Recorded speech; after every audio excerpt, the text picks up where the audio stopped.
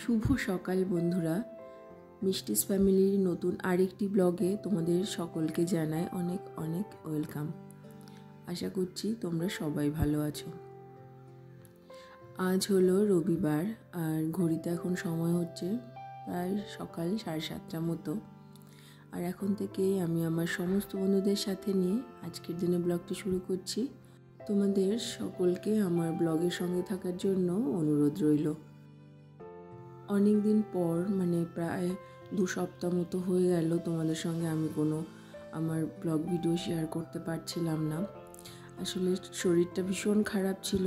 প্রথম 1 সপ্তাহ মতো ছেলের শরীর খারাপ ছিল, আর বাচ্চার শরীর খারাপ হলে দেখবে কিছুই ভালো লাগে না, কোনো কাজে মন দিতে পারি না। তারপরে ও একটু ঠিক হয়েছে, আবার আমার শরীর খারাপ, এই নিয়ে প্রচণ্ড খারাপ পরিস্থিতির মধ্যে দিয়ে যাচ্ছিলাম, যার জন্য তোমাদের সঙ্গে কিছুই শেয়ার করিনি। তো এখন একটু সুস্থ আগের থেকে, তো চেষ্টা করব আবার আগের মতো তোমাদের সঙ্গে যেভাবে আমি ব্লগ ভিডিও শেয়ার করতাম সেটা শেয়ার করার। তো সকাল সকাল দেখো, ঘুম থেকে ওঠার পরে ফ্রেশ হয়ে রান্নাঘরে চলে গেছিলাম। তো সেখানে গিয়ে আগে একটু আসলে আমার গলাটা এখনও প্রচণ্ড ব্যথা আর কাশি হচ্ছে, তার জন্য একটু কাঢ়া মতো বানিয়ে নিয়েছিলাম। লবঙ্গ, তেজপাতা, আদা, গোলমরিচ সব কিছু একসঙ্গে দিয়ে অনেকক্ষণ ধরে বয়েল করে এটা বানিয়েছিলাম। কাশির ওষুধ নিচ্ছি, কিন্তু তার সঙ্গেও এটা খাচ্ছি সকাল সন্ধ্যা দুবেলা, আর এটা ভীষণ কাজে দেয়, খুব তাড়াতাড়ি কাশি সারাতে সাহায্য করে। তো সকালবেলা ঘুম থেকে ওঠার পরে কোনো কাজই করিনি জানো তো। সকালে ঘুম থেকে ওঠার পর এমন হয় গলাটার যে আওয়াজ বেরোয় না, ব্যথা হয়ে থাকে, ফুলে থাকে মনে হয় যেন গলাটা। ওই জন্য সকালে গিয়ে আগে রান্নাঘরে এটা বানিয়ে নিয়েছি, তারপরে খেয়েছি। আর আস্তে আস্তে এখন টুকিটাকি যে সংসারের কাজকর্মগুলো সেগুলো সব করব। ছেলেকে ঘুম থেকে তুলে ব্রাশ করানো হয়ে গেছে, তো এখন বাসি বিছানাটা একটু গুছিয়ে নেব, আর তার সাথে সাথেই এই সমস্ত কাজগুলো সব করে নেব। আজকে সকাল থেকে ওয়েদারটা একটু মেঘলা করে আছে, মনে হচ্ছে যেন বৃষ্টি হবে, জানি না হবে কি না, আর পরে বেলার দিকে রোদ উঠবে কি না দেখা যাক। আর ঠান্ডা তো এখন নেই, সেরকম নেই বললেই চলে। ভোরের দিকে একটু ঠান্ডা মনে হয়, রাতের বেলা সেরকম কিছু মনেই হয় না। ওই জন্য রাতে একটা পাতলা চাদর গায়ে দিলেই হয়ে যায়। ব্ল্যাঙ্কেট সব তুলে দিয়েছি, এখন আর ওগুলো তো লাগছেই না। আর এই ওয়েদারটাই ভীষণ খারাপ জানো তো, ঠান্ডা গরম লেগে প্রত্যেকটা ঘরে ঘরেই এখন জ্বর, সর্দি, কাশি এইগুলো চলছে, আর বেশিরভাগ বাচ্চাদেরই। আমার ছেলের তো এক্সাম চলছিল, তা তখন ওর অনেক ক্লাস ফ্রেন্ড দেখছিলাম জ্বরে ভুগছিল, সেই অবস্থায় এক্সাম দিতে আসছিল। আমার ছেলের জ্বরটার কিছু ছিল না, শরীরটা ঠিক হওয়ার পর কাশিটা এখনও আছে। তো যে সমস্ত বন্ধুরা এতক্ষণ পর্যন্ত আমার ভিডিওটা দেখলে, তোমাদের যদি আমার ভিডিওর কোনো অংশ একটুও ভালো লাগে, প্লিজ তোমরা লাইক কমেন্ট করে আমার পাশে থেকো। আর আমি যেহেতু অনেক দিন পর তোমাদের সঙ্গে আমার ভিডিও শেয়ার করছি, আশা রাখছি যে তোমরা আমার ভিডিওতে আগের মতোই ভালোবাসা দেবে, আমার পাশে থাকবে। তোমাদের সঙ্গে আমার কথাগুলো শেয়ার করতে করতে দেখো অনেকটা কাজই করে ফেলেছি, আর বেশি কিছু এখন আর করব না। সকালের টিফিনটা যে বানাতে হবে, মাঝে মধ্যে তো সকালের দিকের যে ব্রেকফাস্ট সেটা তো বাইরে থেকে কিনে আনা খাবার দিয়েই হয়ে যায়। তো আজকে ভেবেছি যে ঘরেই বানাবো, তার জন্য একটু এদিকের কাজগুলো কম করছি। রান্নাঘরে তো অনেকটা সময় দিতে হবে, তো ঘরটার তো ঝাড়ু লাগানো হয়ে গেল, আর এরপরেই চলে যাব কিচেনে। সবার জন্য তো টিফিন বানাতে হবে, তার জন্য অনেকটা সময়ও লাগবে। তোমরা তো দেখলে যে আমি সোফাটা ক্লিন করলাম। তো আজকে যখন সোফাটা পরিষ্কার করছিলাম, দেখলাম যে আমার ছেলে কখনো হয়তো চকলেট কিছু খেয়েছিল, তার প্যাকেটটা সোফার ওই যে বসার জায়গাটা ওখানে ঢুকিয়ে রেখে দিয়েছিল।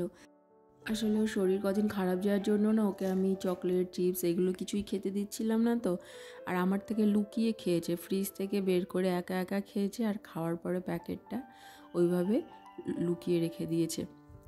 এখন বড় হচ্ছে তো আস্তে আস্তে অনেক রকমের দুষ্টুমি বাড়ছে। আগের ছোটোবেলাকার দুষ্টুমিগুলো কমে গিয়ে এখন যে এরকম বদমাইশি বুদ্ধিগুলো এইগুলো আসছে। তো বাচ্চা থাকলে তো এগুলো হবেই, আর সেদিকে তো খেয়াল পুরোটাই আমার রাখতে হয়। তো সব সময় হয়তো পারি না, কিন্তু চেষ্টা করি সব কাজের সাথে সাথে বাচ্চার দিকে পুরোপুরিভাবেই কেয়ার নেওয়ার। তো কিচেনে চলে এসেছি, এখন ব্রেকফাস্ট রেডি করব। আজকে বানাবো রুটি আর ডিম আলু ভাজা, একসঙ্গেই করব ডিম আলু পেঁয়াজ দিয়ে ভাজাটা। তো খুব বেশি রুটি তো লাগবে না, 5 জন মেম্বার, ছেলে একটা রুটি খায় আর আমি, আমার হাজব্যান্ড, বাবা মা সবাই দুটো দুটো রুটি খাই, এর বেশি কেউ খায় না। সেই জন্য 8-9টা রুটি করলেই হয়ে যাবে। একদিকে ভাজাটা বসিয়ে দিয়েছি আর একদিকে রুটিটা বেলে দিচ্ছি। একা হাতের কাজ তো, সেই জন্য দুটো দিকে সমানভাবে করতে হয়, নাহলে তো দেরি হয়ে যাবে। রুটি বানানো হয়ে গেছে, সবার আগে ছেলেকে দিয়ে দিয়েছি গুছিয়ে খেতে। এখন না ও নিজে নিজে একটু একটু করে খেতে শিখেছে। ভাতটা হয়তো আমি খাইয়ে দিই বেশিরভাগ টাইম, কিন্তু রুটি, লুচি, পরোটা যদি করা হয় সেটা নিজেই খেতে যায়। তারপরে আমিও টিফিন করে নিয়ে এখন দুপুরে রান্নার সব বসিয়ে দিয়েছি। ভাত করেছি আর এখন করছি মাছের ঝোল। আজকে 2 ধরনের মাছ আনা হয়েছিল, কাতলা মাছ আর পাবদা মাছ। আমি আর ছেলে পাবদা মাছটা খাবো না, নোনা মাছ তো ছেলেকে দিই না, ওই জন্য কাতলা মাছটা আমার আর ওর জন্য, আর পাবদা মাছটা আর সবাই খাবে। কিন্তু দুটো মাছই না একসঙ্গে আমি তার ঝোলটা করে দিয়েছি। এখানে কালো জিরে ফোড়ন দিয়ে আদা রসুনের সামান্য একটু পেস্ট আর পোস্ত বাটা, ব্যাস এটা দিয়েই মাছের ঝোলটা করেছি। বেশিরভাগ দিনই তো বিভিন্ন ধরনের সবজি দিয়ে মাছের ঝোল করা হয়, কিন্তু মাঝে মধ্যে না এরকম করেও খাই, ভালো লাগে বেশ। এই মাছের ঝোলটার মধ্যে না পোস্ত বাটার সঙ্গে যদি কাজু বাদাম বাটাটাও অ্যাড করা যায় আরও বেশি ভালো লাগে খেতে। কিন্তু আজকে আমি কাজু বাদাম বাটাটা দিইনি, শরীরটা একটু ভালো যাচ্ছে না বলে, ছেলে আর আমার দুজনেরই। তো দেখো সুন্দর একটা মাছের ঝোল রেডি হয়ে গেছে। আর বেশি কিছু রান্না নয়, এবার করব শুধু এই বেগুনটা দেখছো, বেগুনটা কেটে নিয়েছি গোল গোল করে, এটা দিয়ে বেগুনি রেডি করব। দোকানের বেগুনি তো আমরা বেশিরভাগ খাই লম্বা লম্বা, কিন্তু আমি বাড়িতে যদি কখনো করি তখন এরকম গোল গোল করে কেটে নিয়ে ভেজে নিই।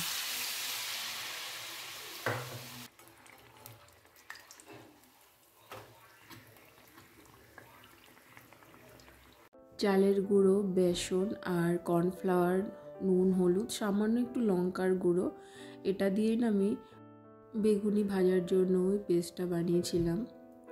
তো দেখো এটাকে দেখতে কেমন গোল গোল, যে আলুর চপ হয় না সেরকম লাগছে না দেখতে।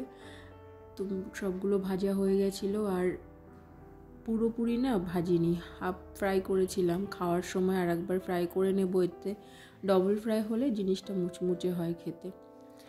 আর তারপর রান্নাবান্না তো হয়ে গেছে, ছেলেকে একটু লেবু খেতে দেবো, তার জন্য লেবুগুলো পিস পিস করে কেটে নিয়েছি।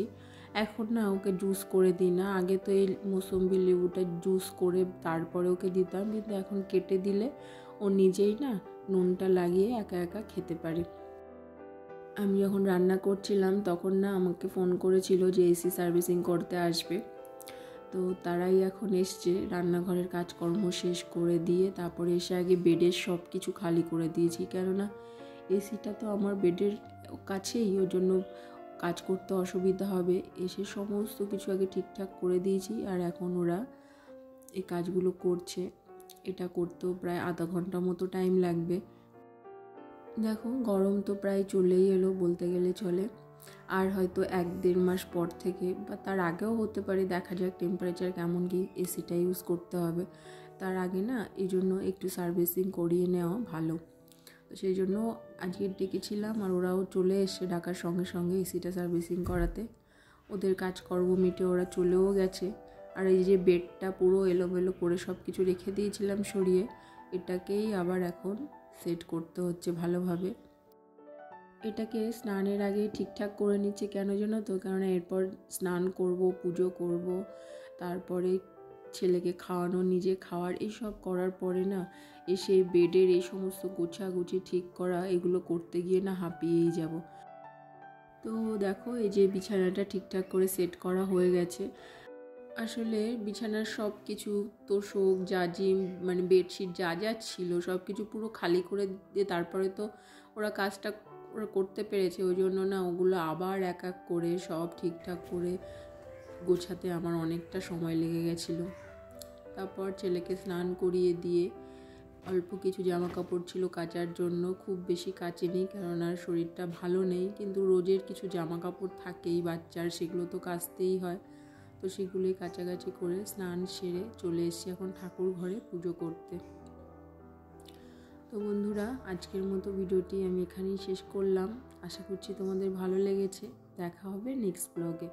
তোমরা সবাই ভালো থেকো, সুস্থ থেকো।